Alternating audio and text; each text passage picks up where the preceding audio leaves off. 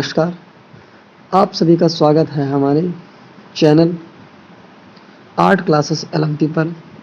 आज हम Rajasthan 2013 school lecturer paper को हल करेंगे, ठीक है। और जो कि मतलब एग्ज़ाम की दृष्टि से बहुत इम्पोर्टेंट है, बहुत ज़्यादा इम्पोर्टेंट है। और हर एग्ज़ाम के लिए, किसी भी कंपटीशन के लिए प्रीवियस ईयर के पेपर बहुत ज़्यादा इम्पोर्टेंट होते हैं और इसी के एवज में ही जो सफलता हमें प्राप्त हो सकती है। अन्यथा की दृष्टि में सफलता मिलने में काफ़ी मुश्किलों का सामना करना पड़ेगा। हम जितना भी तैयारी करते हैं उस तैयारी में कम से कम 50% रोल जो है प्रीवियस पेपरों का रहता है। तो आप लोग प्रीवियस पेपरों को ज़रूर हल करें, कहीं से भी हल करें, प्रीवियस पेपरों को हल करें, ताकि क्वेश्चन कोई रिपीट आता है तो वो आपसे गलत ना हो। तो इसी के साथ समय को बर्बाद ना करते हुए चलते हैं हम अपने प्रश्न की तरफ, ठीक है।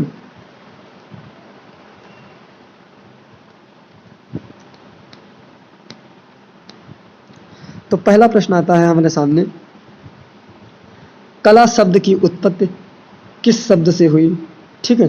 तो कला शब्द की जो उत्पत्ति है वो जो है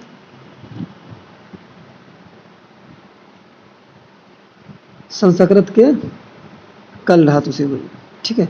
राइट आंसर इसे, ठीक है, और कोई भी ऑप्शन सही नहीं है। अगला प्रश्न,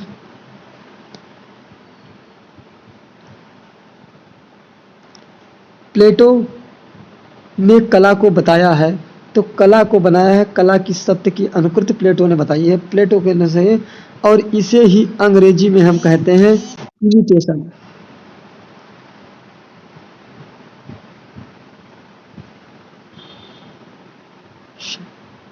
इमिटेशन, ठीक है, इमिटेशन कहते हैं।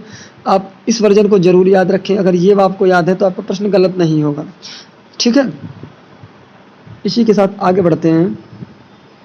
एक और प्रश्न आता है हमारे सामने, कला को वैदिक कला की वैदिक काल में ज्ञान की के रूप में स्वीकार किया गया है, तो इसे स्वीकार किया गया है उपविधा के रूप में भी स्वीकार किया गया है। राइट आंसर इज उपविधा, ठीक है।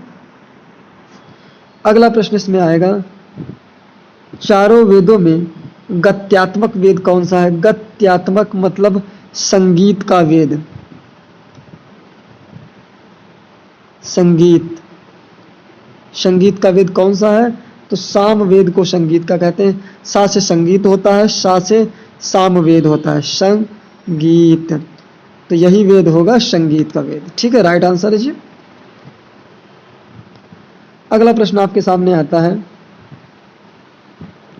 कामसूत्र के रचयिता कौन है, तो ठीक है, कामसूत्र के रचयिता कौन है, तो कादंबरी लिखी है इन्होंने,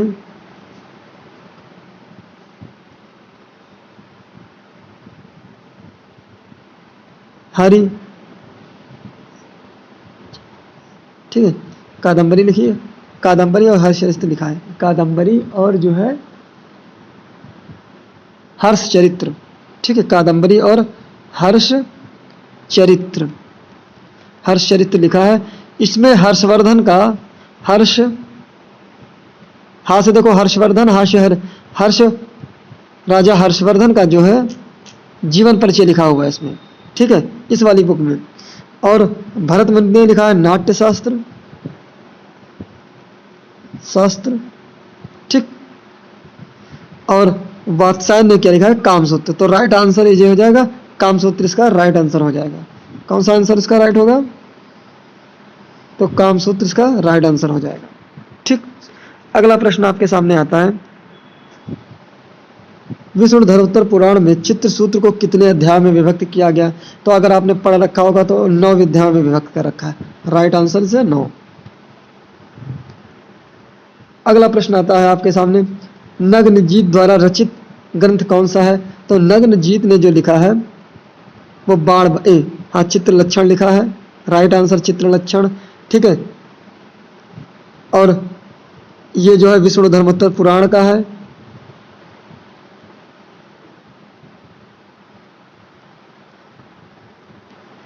पुराण का है, ठीक है, चित्रसूत्र। और हर्ष चरित्र को किसने लिखा है? बाणभट्ट, जो भी ऊपर आए थे बाणभट्ट, ठीक है, हर्षचरित। और इसी में जो है हर्षवर्धन का वर्णन मिलता है, राजा हर्षवर्धन,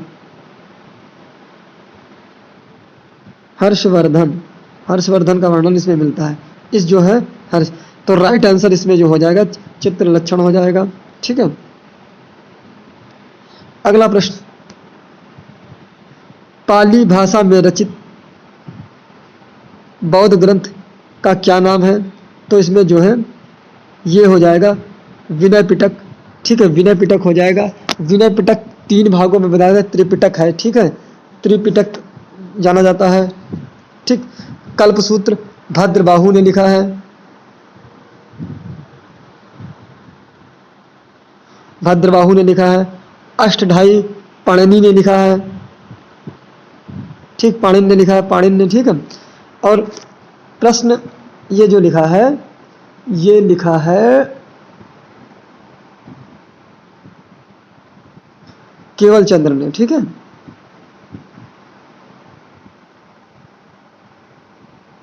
ये केवल चंद्र ने लिखा है, ठीक है। तो राइट त्रिपिटक हो जाएगा, ठीक है, अधिगम पिटक, सुप्त पिटक और विनय पिटक।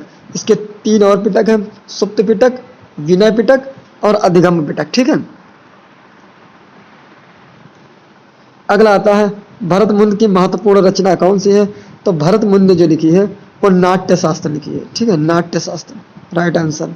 कामसूत्र वात्सायन का ही हो जाएगा, ये तो पहले से ही आ चुका, ठीक है।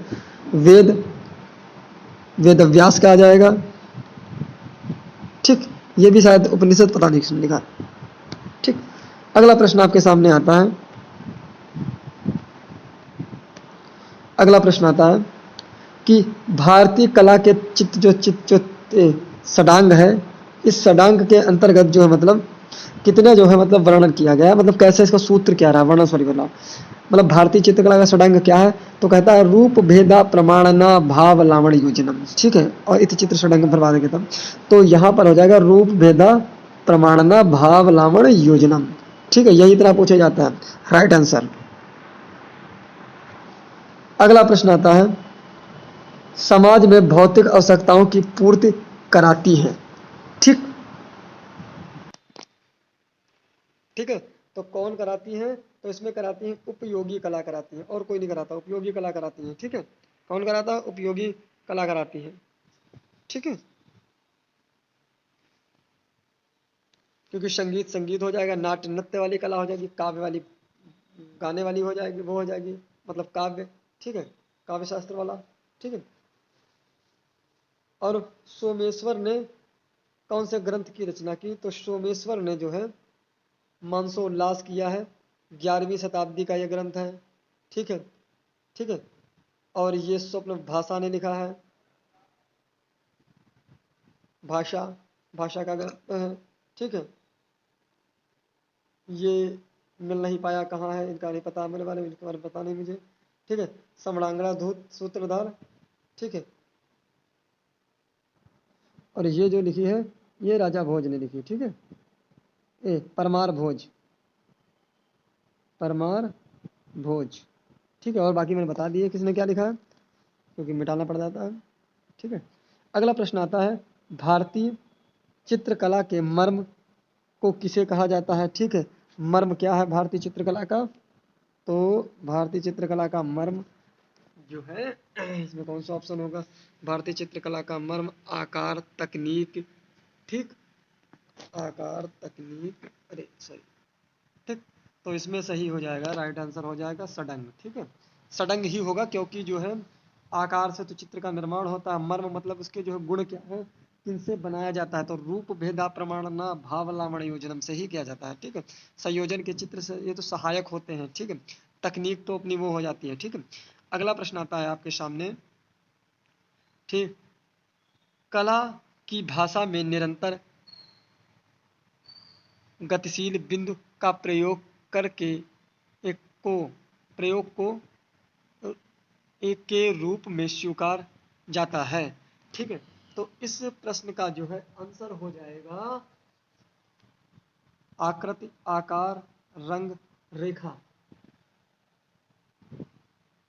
रेखा हो जाएगा। राइट आंसर इज ए रेखा। ठीक है।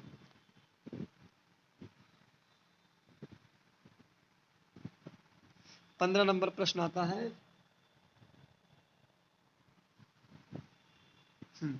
15 नंबर प्रश्न आता है, दृश्य कलाओं की सही समूह है। ठीक है, तो सही समूह कविता होता नहीं है। ठीक है, चित्र मूर्ति होती है, संगीत होती है। तो पहले आती है काव्य कला, काव्य कला इसमें है नहीं। ठीक है, काव्य कला, काव्य कला, चित्रकला ए, काव्य कला, संगीत ए, चित्रकला, मूर्तिकला और स्थापत्य कला इसमें सही एंट्रेंस हो जाएगा। ठीक है, अगला प्रश्न आता है आपके सामने। अरे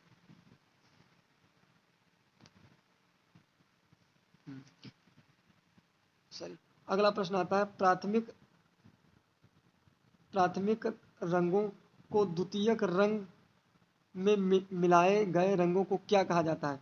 तो एक प्राथमिक रंग और एक प्राथमिक रंग हो जाए। ठीक है, एक प्राथमिक रंग और दूसरा द्वितीयक रंग, जब ये दोनों रंग मिलेंगे तो तृतीयक रंग। इसमें दो रंग हैं, इसमें दो रंग हैं, इसमें एक रंग है।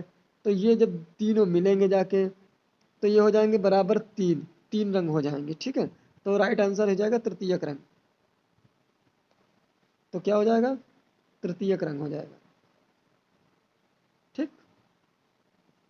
ठीक है, अगला प्रश्न आता है हमारे सामने। ठीक है,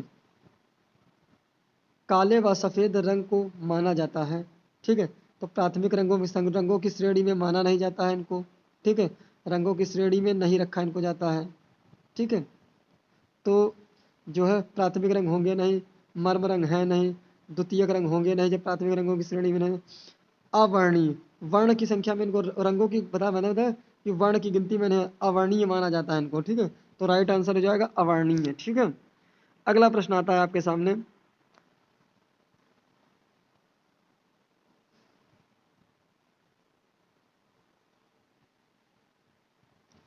अगला प्रश्न आता है, किसी चित्र में एक ही रंग की विभिन्न तानों का प्रयोग कहलाता है। जैसे आपने रेड कलर ले लिया, रेड रेड कलर में हल्का सा वाइट मिलाएंगे, हल्का पहले रेड लिया, फिर उसमें हल्का वाइट भी मिला दिया, या हल्का ब्लैक मिलाया, फिर हल्का ब्लैक मिलाया, मतलब एक ही रंग की विभिन्न ताने, एक ही रंग की विभिन्न तानों का प्रयोग, मतलब रेड कलर की ही है, रेड कलर का ही ताने आप बना रहे हैं। जब भी कहीं तान लगा रहे हैं, हल्की या गहरी लगा रहे हैं, लेकिन रेड कलर से ही लगा रहे हैं, तो क्या हो जाएगा? एक वर्णीय, मतलब एक ही रंग का प्रयोग किया गया इसमें। तो एक वर्णीय जो हो जाएगा, पूरक नहीं होगा, अवर्णीय नहीं होगा, समयवर्ती नहीं होगा, क्योंकि शब्द पूरक होता है विरोधी, विरोधी होता है। एक दूसरे आमने सामने के रंग को विरोधी रंग या पूरक रंग कहते हैं। ठीक है, और समीपवर्ती मतलब जैसे लाल और नारंगी,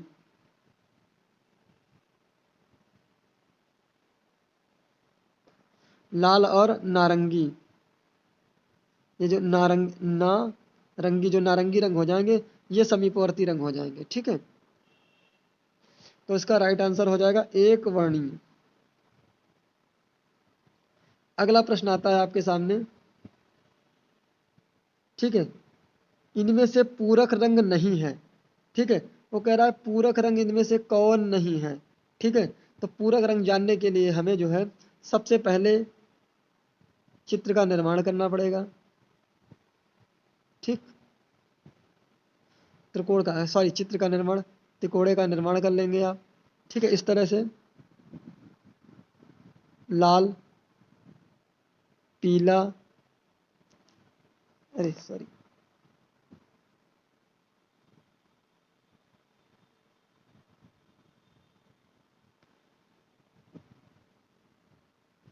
रुक जाना, जाना नहीं कर, कहाँ गया साला?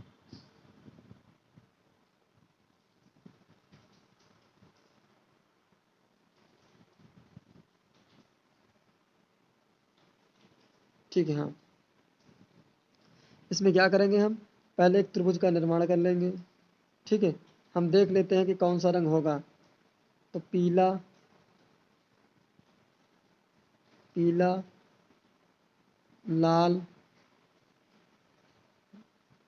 पीला, लाल और नीला। ये नीला हो जाएगा। ठीक है, तो लाल पीला बनेगा तो नारंगी। ठीक है, बैंगनी, बैंगनी हो जाएगा। ठीक है, और ये मिलेगा तो नीला और लाल हरा बन जाएगा।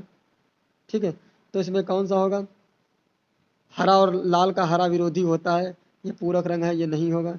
नहीं पूछ रहा है, कौन सा पूरक रंग नहीं है? नीला और पीला, नीला और पीला। चलो मैं ऐसे ही बता देता हूँ कौन सा इसमें होगा। हाँ जी, तो ये प्रश्न जो 22 नंबर प्रश्न है, इस प्रश्न में सही आंसर करा रहा है, संतुलन को सही करा रहा है। ठीक है, ये मुझे डाउट लग रहा है, इसमें प्रकाश भी हो सकता है, लेकिन इसमें दृश्य कलाओं के प्रदर्शन कलाओं के लिए तत्व, आवश्यक तत्व जो माना है वो संतुलन को माना, तो हम भी संतुलन को ही मान के चलेंगे। राइट आंसर संतुलन। ठीक है, अगला प्रश्न आता है, स्याही स्याही को रगड़कर पोंछने की प्रक्रिया प्रयुक्त होती है, तो ये प्रयुक्त होती है, किसमें प्रयुक्त होती है आप लोग बताएं? व्यावसायिक कला में, मूर्ति कला में, भित्ति कला में। ठीक है, इसमें जो होगा राइट आंसर हो जाएगा 3। ठीक है, इसमें क्योंकि छापा कला हो जाएगा। ठीक है, क्यों होगा मैं बता रहा हूँ, क्योंकि आपने एक लीनो ले लिया, मान लो एक लीनो ले लिया, उस पर आपने एक आकृति बना ली, ए शब्द बना लिया, तो अब इसको औजार से खोद देंगे, ए को खोदने के बाद उस पर रोलर से स्याही लगाएंगे, स्याही लगाएंगे, जब रोलर घिसकर स्याही पे, मतलब स्याही रोलर पे लगा लेंगे, फिर रोलर से स्याही इस पर पूरे स्याही लगा देंगे। जब इस पर स्याही लगाएंगे तो क्या होगा, अब इसको स्याही को फिर पोंछना पड़ेगा, क्योंकि जो जो नालियों में जो स्याही भर गई उसको निकालना पड़ेगा। ठीक है, मतलब जो जो सारी थोड़ी बहुत मतलब जो ये सॉरी जो स्याही मतलब भर गई उसको निकाल, स्याही जो लग गई तो उसको छुड़ाना पड़ेगा, तभी तो ए छपेगा। तो उसके लिए जो है क्या होगा, देखो यही कह रहा है, स्याही को रगड़ कर, तो छापा कला हो जाएगा इसका राइट आंसर। ठीक है, छापा कलर चित्रण की एक पद्धति है। ठीक है, तो मैंने कल ही बताया था इंटेग्लियो पद्धति होगी, पेपर कराया है, टेस्ट पेपर लिया, उसमें इंटेग्लियो पूछा है, इंटेग्लियो होगी। इंटेग्लियो, इसमें टेम्परा और कोलाज कुछ भी नहीं है। ठीक है,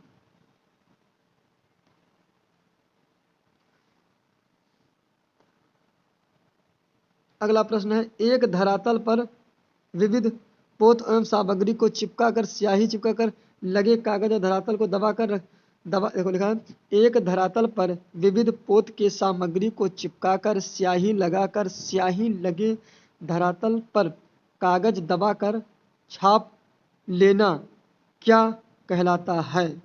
ठीक है, तो इसका जो है कोलोग्राफ कहलाएगा। ठीक है, कोलोग्राफ में यूज किया जाता है, कागज के कतरनों और उसका प्रयोग करके किया जाता है, विविध सामग्री को चिपका कर, मतलब अलग अलग अखबार के टुकड़े उकड़े जो चिपकाते हैं, इससे जो बनाते हैं। ठीक है, तो कोलोग्राफ हो जाएगा इसमें।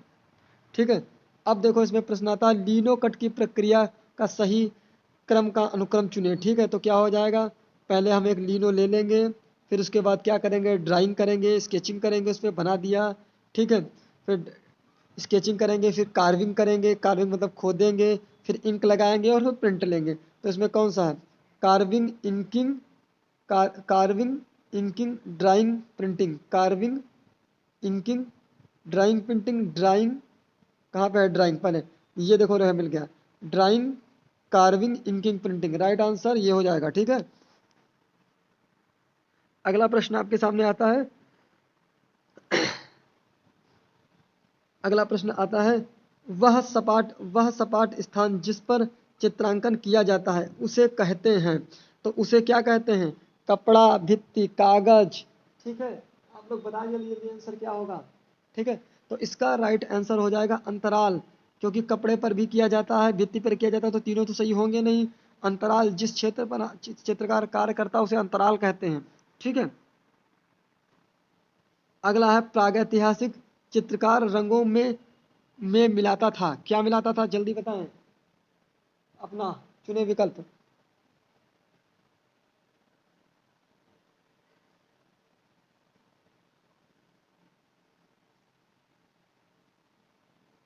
बताएं जल्दी। ठीक है, तो इसमें क्या मिला, प्रागैतिहासिक चित्रकार रंगों में मिलाता था। ठीक है, तो इसमें हो जाएगा पशुओं की चर्बी, राइट आंसर। फिर आता है प्रागैतिहासिक चित्र देखे जा सकते हैं। कहाँ देखे जा सकते हैं? तो प्रागैतिहासिक चित्र भीमपेटिका गुफाओं में बने हैं, ठीक है। तो इसमें कौन सा होगा? भीमपेटिका सित्तनवासन एलोरा नहीं होगा, ठीक है। पंचमढ़ी लुखनिया भीमपेटिका, ठीक है। महाबलीपुरम ये भी नहीं होगा, ये भी नहीं होगा। तो इसका राइट आंसर हो जाएगा पंचमढ़ी और लुखनिया भीमपेटिका, ठीक है। अगला प्रश्न आता है कौन सी गुफाएं 2013 में वर्ल्ड हेरिटेज घोषित की गई? मतलब जो है इनको विश्व धरोहर सूची में शामिल किसको किया गया? तो दो भीमपेटिका को शामिल किया गया। राइट आंसर है भीमपेटिका, ठीक है। सिंघनपुर स्थान किस लिए प्रसिद्ध है? तो सिंघनपुर जो है प्रागैतिहासिक स्थल के लिए प्रसिद्ध है। आप जानते हैं सिंघनपुर के बारे में, जो है सिंघनपुर मनोरंजन घोष, ठीक है। अगला आता है कालक्रम की दृष्टि से सही का चयन करें। ये प्रश्न को आप गलत माने, ये प्रश्न में मुझे भी संदेह है और जो भी आंसर सही करा रहा मेरे हिसाब से नहीं करा रहा। इसके जो है आगे प्रीवियस ईयर में कराएंगे, क्योंकि इसमें जो है मेरे हिसाब से कारले पीतल खोरा बादामी होना चाहिए, लेकिन वो जो है दूसरे नंबर को सही करा रहा। तो मैं स्टार मानता हूँ इस प्रश्न को, ठीक है। चैत्य गुफाओं का उपयोग होता है, ठीक है। चैत्य चैत्य गुफाओं का उपयोग होता है चित्रण हेतु नहीं होता है। पूजा करते हैं हम लोग तो प्रार्थना उपासना हेतु करते हैं। राइट आंसर, ठीक है। अजंता की कौन सी गुफा नंबर हीनयान धर्म से संबंधित है? तो आपको प्रश्न पूछा गया तो कौन सी गुफा है? 8 से 13, 8 से 13 गुफाएं जो हैं वो हीनयान धर्म से संबंधित है। तो 8 से 13 कहाँ पर है? 8 से 13 राइट आंसर, ठीक है। पद्मपाण बोधिसत्व की अजंता की किस गुफा में चित्रित है? ठीक है। तो ये भी प्रश्न आपका पूछा जा चुका है मेरे द्वारा, ठीक है। तो इसका राइट आंसर हो जाएगा गुफा नंबर 1, ठीक है। अजंता की गुफाओं के किस समूह में चित्र देखे जा सकते हैं? यहाँ पर प्रश्न कह रहा है कि अजंता की कौन किन गुफाओं में जो है चित्र प्राप्त हुए हैं। तो आपको पता होना चाहिए 9, 10, 1, सॉरी फिर से लिखता हूँ 9, 10,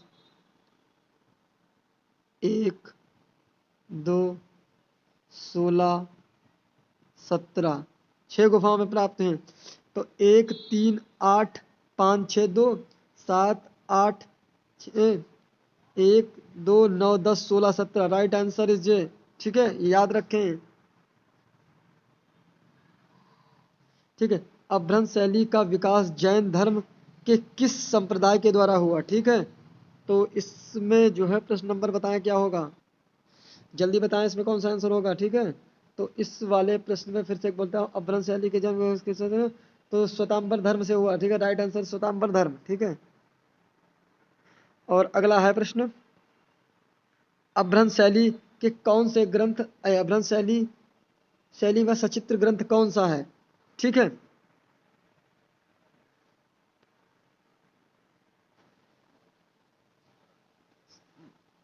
तो इसमें जो हो जाएगा अवधा नियतवृत्ति प्रथम ग्रंथ है, प्रथम प्रथम चित्रित ग्रंथ है, ठीक है।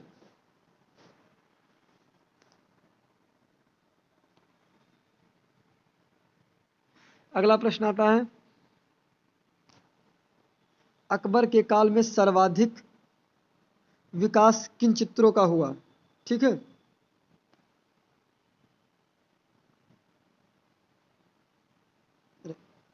अरे 39 कहाँ गया? 39 नंबर प्रश्न, 39 नंबर, हाँ। बताएं किसका विकास हुआ? ठीक है। प्रकृति का, शबीह का, किसका हुआ? काल्पनिक का हुआ, ठीक है। तो इसमें राइट आंसर हो जाएगा सभी चित्रों का हुआ, ठीक है। ठीक है, राइट आंसर,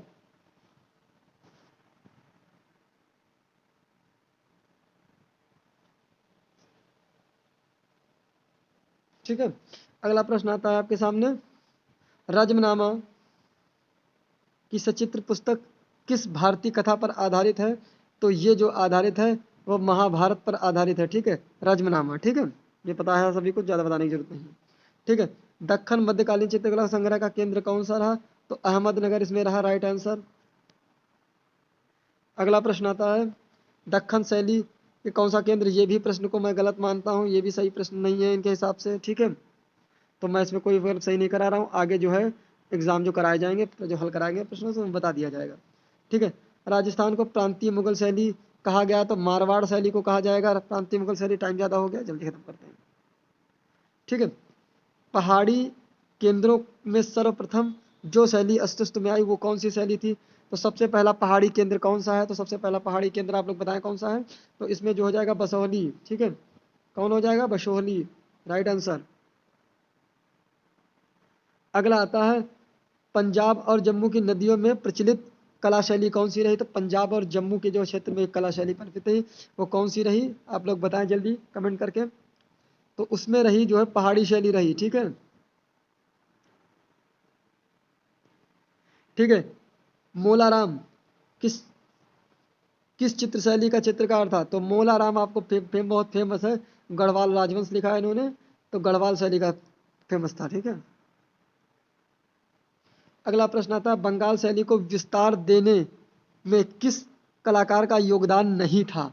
ठीक है, तो उसमें जो योगदान नहीं है वो जो है किसका योगदान नहीं है? तो उसमें राजा रवि वर्मा हो जाएंगे, क्योंकि ये भी बंगाल शैली के कलाकार, ये भी बंगाल शैली के कलाकार, ये भी बंगाल शैली के कलाकार हैं, ठीक है। अगला प्रश्न आता है खान बहादुर का खिताब किस चित्रकार को मिला है? तो खान बहादुर का चित्रकार के वेंकटप्पा नहीं, असित कुमार हल्दर नहीं, इनमें से कोई नहीं, ठीक है। इसमें हो जाएंगे अब्दुल रहमान चुंगतई।